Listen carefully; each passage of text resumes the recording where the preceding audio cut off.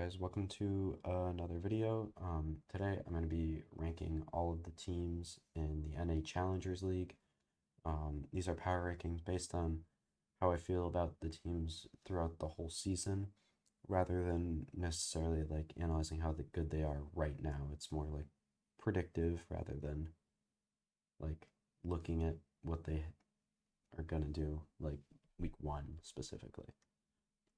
So yeah, let's get right into it with our number 12 team. And don't forget to like the video and subscribe. It would be much appreciated. And let's get back into the video. Which I kind of feel bad about this because it feels low to rank them 12th. But any of these other teams, it would feel low to rank them 12th. But none of these players really like jumped out to me as a player that could like take over and win a map for you. Obviously, there's players that can win like individual rounds, but nothing like crazy like that. And then their like overall like structure and like team play and whatnot wasn't bad again, but it wasn't anything that can win them games or anything. So I just don't think this team has a ton of upside, but I think they'll probably finish a little bit higher than this.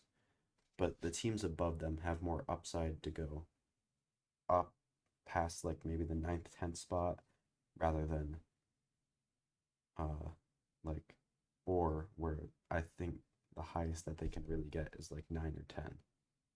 And at number 11, we have Dark Ratio, who severely underperformed in their open qualifier run to my and many others' expectations.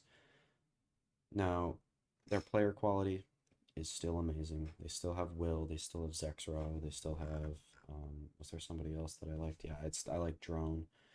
Um, I just I don't see them reaching that peak. Like I wouldn't predict it, but it's a possibility. So and there is upside there. So I have to rate them at least above or who. Again, I don't see making it above 10. And at number 10, I have Turtle Troops, a team with even higher upside than Dark Ratio in my opinion, but they definitely have a lower floor. Um, I think if they can incorporate like some of the more set plays and Governor can get more comfortable like IGLing and whatnot, they can make like big moves like up to like the 5, 6, maybe even the 4 spot. But if they don't, I don't see them winning a game. But obviously, upside, you kind of gotta put them above some of the other teams that don't have as much. I have Oxygen. They brought some cool new ideas during the open qualifier, like their breach on Ascent, to just name one. I could see them like continuing to do that and like keep making new ideas, and that could catch some teams off guard. I just don't know how much better they can get from where they are right now if they don't do that. And even if they do, I don't know how many games they're even going to win by doing that.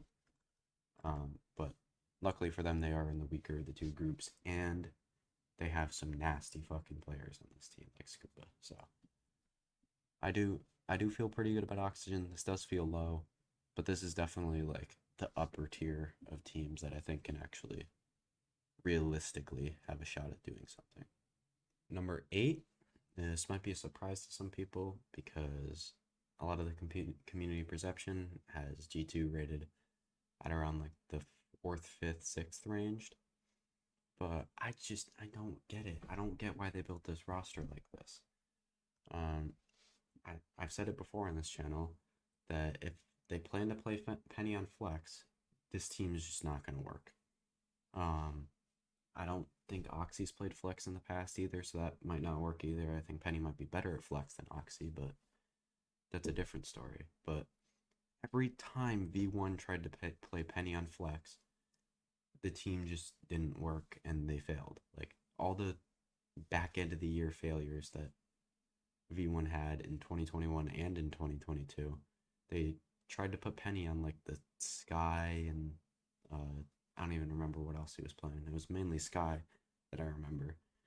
But and then he wasn't terrible at it, but he's probably a top three duelist player in this tournament, and I feel like just putting him on a flex is misusing him. So I I don't see the upside of this roster, but I think they do have a decent floor of around like the eighth to 10th spot because of the Sentinels and the V1 core with not Whippy, Immy as the coach. Um, yeah, I mean, Penny obviously is a crack player, as I just said. Dapper, I think he's going to have a resurgence this year as one of the better Sentinel players in NA as a whole. Uh, Shaz, I hope he has a resurgence as an IGL. I'm not entirely confident in it, but I think he could. And then Whippy's Good on Smokes, Oxy.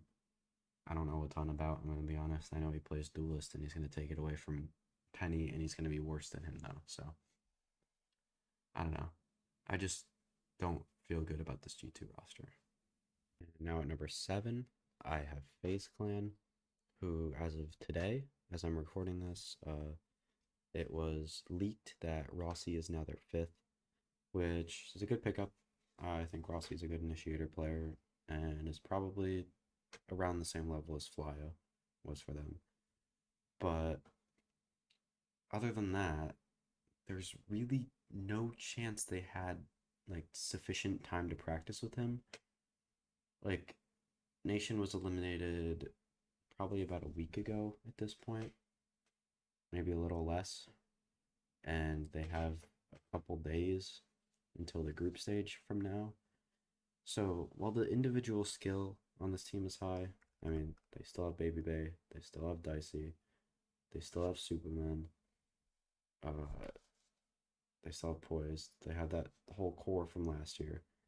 I just, I don't know if their team play, like if they're going to be able to incorporate Rossi enough and have new like strats, comps, and whatnot going into a new meta and the new year in terms of like they can't just be doing the same old stuff that they were doing even if it wasn't a new meta. So I don't know. I feel like this roster is really good, but the way they've gone about doing it isn't good. So I don't know. I hope this team does better than this because I like Baby Bay. I like Dicey, but I just I don't see how they can like the first couple weeks are gonna be really rough. I think if they are gonna do well, it's gonna be in the final 3 weeks of the season, and then they're gonna have a run in the playoffs. And then at number 6, we have Breakthrough, a team that I seem to be very fairly high on. Um, they might be a top 2 most talented roster in this tournament, and I don't think that's a hot take, but I just can't rate them too highly because they don't have an IGL. But which is the part that scares me because especially against like better teams or teams with better IGLs, like even teams below them like FaZe and G2, I think they could get exploited by them. I can't like feel confident about a team without an IGL. But that being said, all of these players make me want to feel confident being Flya, Proto, Brock, Thief, Sim, or I mean Sim less so, like the other four, definitely. Even though Sim is really fucking good, I just I don't know. I want to rank them higher because these players are as a 5 better than some of the teams above them, but they don't have an IGL, so I can't rank them too high. At number 5, we have the last team from the Open qualifier, DSG. They're another team that I've been fairly high on. I've been high on Steel and I've been high on Sif for a very long time, and they're kind of finally showing what they can do and what I believe that they can do.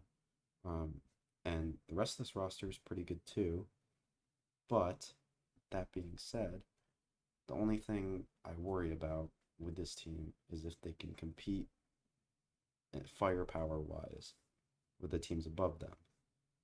Even some of the teams below them, like Breakthrough and FaZe, I think have better firepower than them. I think Dark Ratio could be a team that could upset them.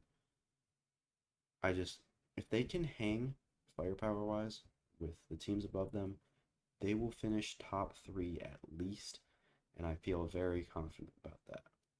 But it is still a question. Number four, I have TSM.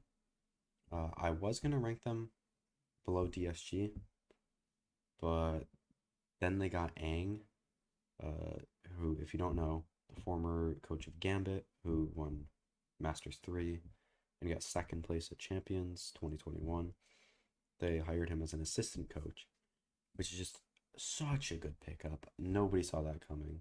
But that alongside this roster, a bunch of really good fraggers and like Corey and Seven, and then Nature fragging out on the Initiator, GMD playing pretty well, and Hazed, a great IGL team that has chemistry from last year, and the team that had just outperformed expectations at the Ludwig Tarek Invitational, and then added somebody else to their coaching staff.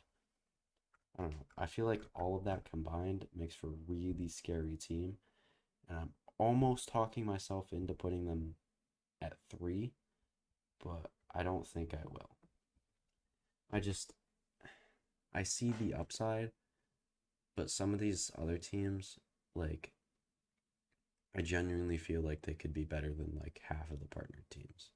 And at number 3, I have Shopify Rebellion, who kept 4 out of their 5 from last year, only making an upgrade over, I think it was Tig, right? With Vic now.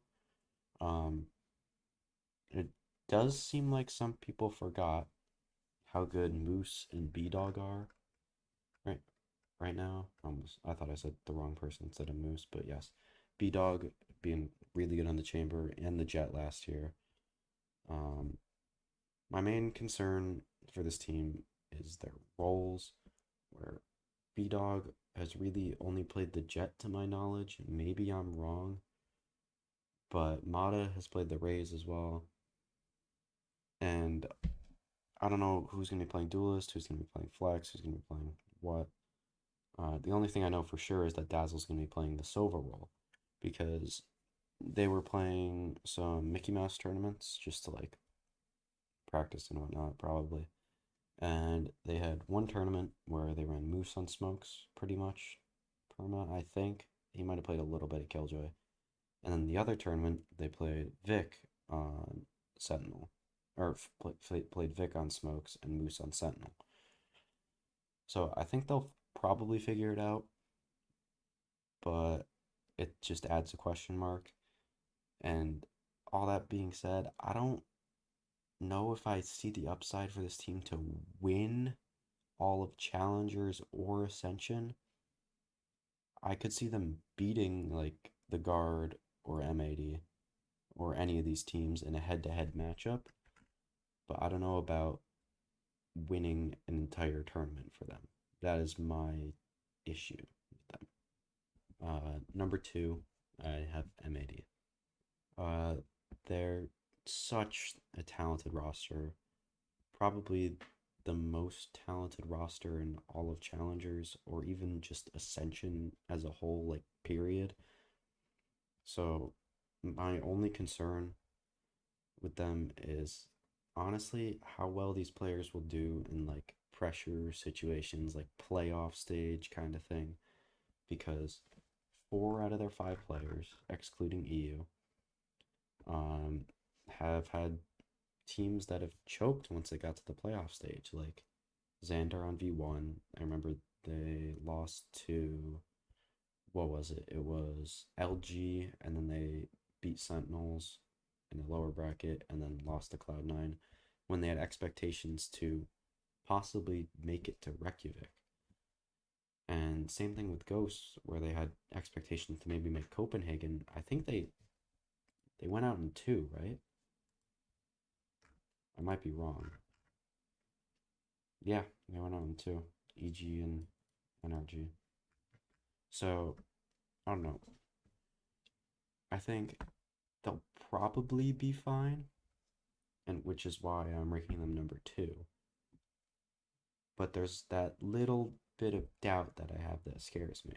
because on top of all of that, they have a coach who has never coached Valorant before in Happy. So I think again, I think he'll be fine making the adjustment.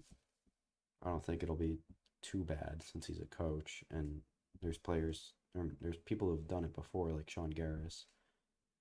But yeah, I don't know. M80 at number 2 feels a little bit over the top. I think they could definitely place lower than some of the teams below them, but they could also just stomp everybody and win the whole thing easily.